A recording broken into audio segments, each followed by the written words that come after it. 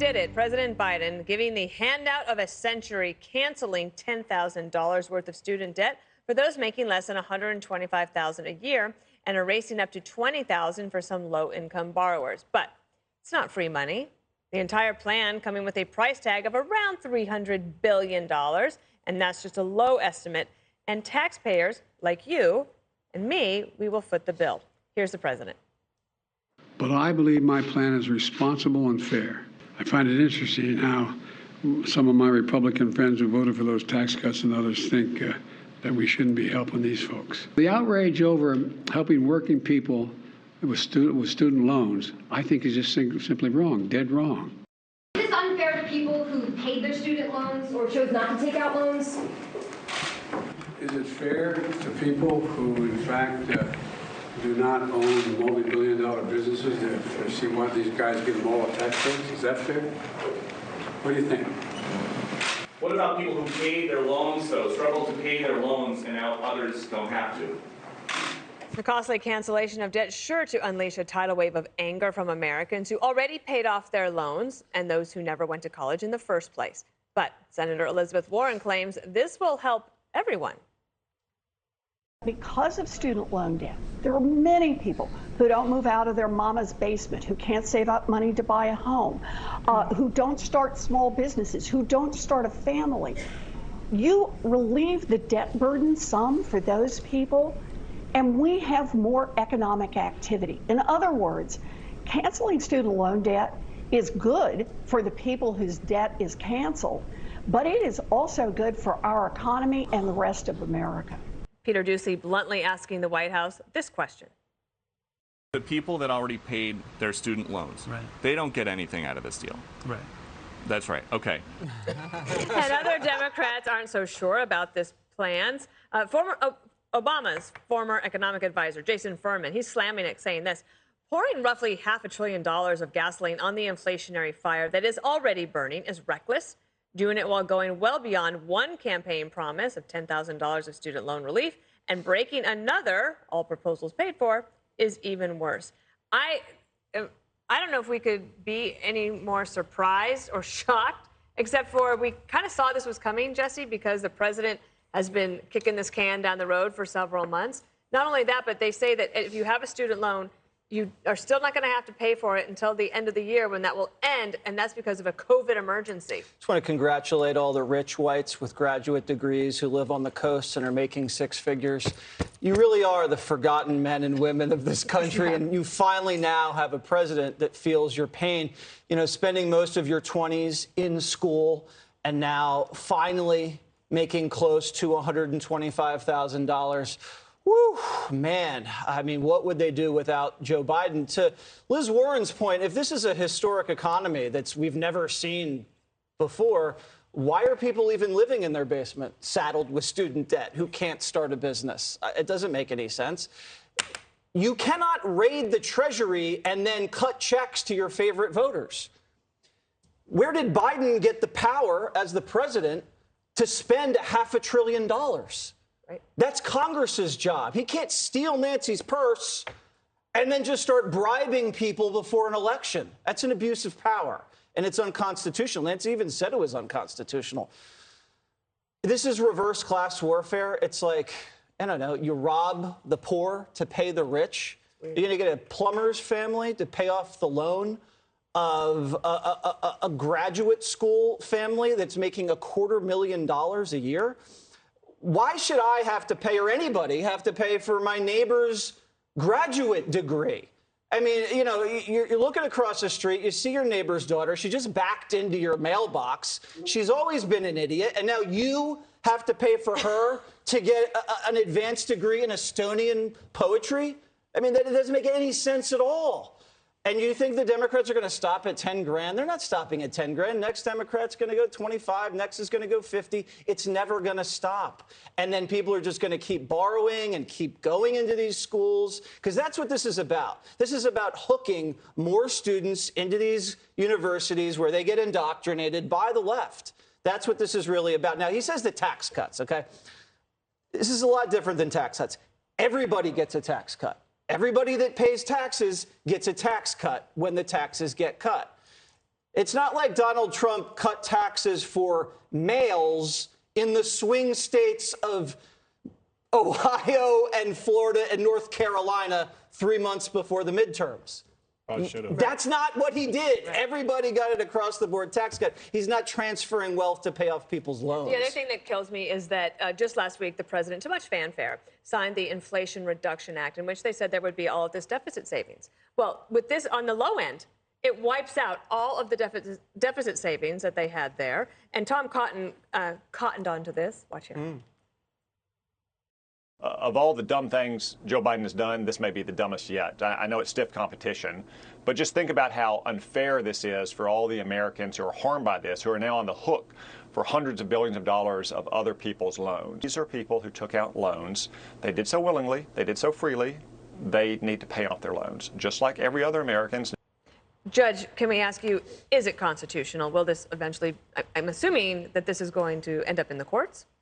Yeah, I don't think there's any question other than it's going to end up in the courts. Someone is going to sue. Look, the whole idea, the whole concept that, look, the Inflation Reduction Act is reducing our debt, and therefore that reduction of debt will end up paying for this $300 billion or $500 billion, whatever it ultimately is, of debt. So you don't really have to worry about it, the rest of you. No, this is about the fact that Joe Biden wants to get reelected. He knows that 53% of people who are under the age of 35 disapprove of him. And this is one of the ways that he wants to get their vote. He wants to buy their vote. Now, the whole idea is part of a system that is so corrupt because the cost of education is going up not with inflation, but it is literally going up in line with the federal loan expansions. So the universities understand that the more these kids get federal loans, the more we can increase the price of tuition at the universities. So this is a giveaway to a group of people that the president needs to get elected. The sad part about all this is there's no talk of responsibility, no talk about contract law, the fact that you went in and you said you wanted to borrow money, you signed on the dotted line, you agreed to pay, you live in an economy, Joe Biden, that you're bragging about that's so terrific that there's no problem. If you want a job, you can get a job. And yet they're saying, look, you know, if you're from a household of up to $250,000, you know, we'll give you $10,000, $20,000 if you can't pay back your student loan. What about the senior citizens? You know, what about the veterans? What about the people who really need it? No, this is part of a socialist state. This is part of the state, and Jesse, you're right about the concept of the ideology. Putting these kids through the universities, indoctrinating them, making the universities rich, making the rest of us pay for it. My heart bleeds for the people who actually went out and paid for their loans, who went without things, whose families said, I'm sorry, we can't afford to pay for your loans. Look, my family paid for my education. I'm sure they had better things to do with their money. I didn't have to take out a loan because they paid for it, but they worked hard for their money. This is a giveaway, and it's disgusting. What about those people who worked overnights, right, to pay to go to school? This just in, our very own Peter Ducey was at the press briefing. We hadn't had a press briefing in a while. This exchange occurred. How can the country afford such a massive handout? If you look at what this president has done, if you look at the end of this coming end of the fiscal year, $1.7 trillion that we have reduced, brought down the deficit. Who is paying for this? What we are saying is the work that this administration has done, the work that the Democrats in Congress has done, is actually there. But when you forgive debt, you're not just disappearing debt. So who is paying for this? And then I'll give you the second part. We lifted the pause, right? We're going to lift the pause at the end of this year, which is going to matter, right? Which is going to offset a lot of what we're doing as well. How does that offset it, Tyrus? The answer is don't ask, don't tell. Like, that's literally, she's not going to give him the answer. You know, I constantly refer to him as the president, chief, and enabler, because this is what an enabling parent does, and he governs the same way he parents. He enables. So what does he do? He throws money on everything. How do you appease your voters? That 60% of those poor, rich white folks who make $125 a year that need the extra help, you give them money. Why? So maybe they'll vote. So maybe they'll take that extra $20,000 or $10,000 they get and they put it in donations right back. So it's recycling. So I think that's probably the way he looks at it. But this is how this administration is. They're always doing this. That New Deal that signed, they talked about all these great things they're going to do for the American people. The one that really stood out to me was they talked about type 1 diabetes and the insulin, and it's going to be lower and you're going to be saving so much money. I have a type 1 diabetic in my house. So for this, I was like, okay, maybe I disagree with a lot of things, but I'm with this. But then you read the fine print. Now, the stuff for the people that he cares about and he's taking care of, their stuff comes in really quick. It's already going to start kicking in the end of this year.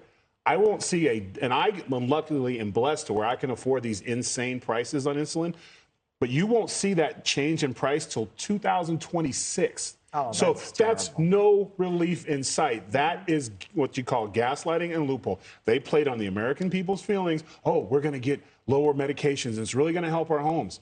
Yeah, in 2026. But this 60% of Jesse's favorite people, they're going to get theirs right away. And that's what you have when you're an enabler. He takes care of what's most important to him, and the hell with us. Harold, in the green room, you were saying you thought that Biden's cancellation of debt was a great idea. And You're channeling like summation. I'm trying to be like Greg, but give us your take. So two things I have a problem with this. Number one, I think Jason Furman is right. This is going to cause inflation. This is not going to reduce inflation. And you made the point, Dana, I think rightly so. The $300 billion that the Inflation Reduction Act devoted towards debt reduction, you wipe that out. Two, what I'm having a hard time getting my head around is the fairness issue. For families who saved, for those who took out loans, I took out a loan for the third year of law school at the University of Michigan. I paid my loan back.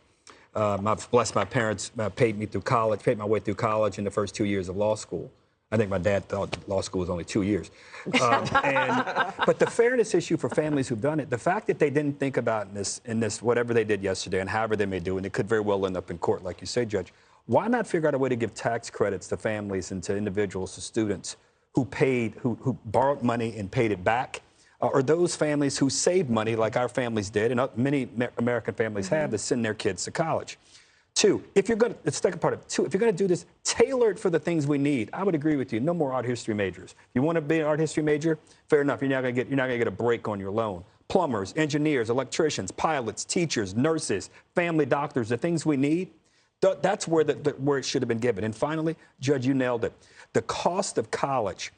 These college administrators should have to come before Congress, much like we've hauled in healthcare and tobacco and others, tech companies, say, tell us, where is it going? The inflation is here. Your numbers are there. What are the kids getting for that gap? And I don't know if they are. Perhaps they have a great answer. If I were the White House, look, you've done it, but you got to marry it with something where with 2 to 4 to 6 years from now, we're not coming back with this same conversation, because it can cost upwards of $100,000 a year once you look at room and board, coming home, food at schools for kids that go to college. And I just don't understand what kids are getting out of it. So I wish them the best. What about the people that took out loans in order to buy tools to start a business, the F-150s or whatever it might be? Or even maybe they bought an electric vehicle. Maybe you could give them more of a break on that. Just kidding. Hi, everyone. I'm Brian Kilmeade. I want you to do me a favor. I want you to click to subscribe to the Fox News YouTube page. This is the only way that I know for sure that you're not going to miss any great commentary, any great news bites, any great interviews coming your way on Fox. You can get it all here on YouTube. So subscribe right now.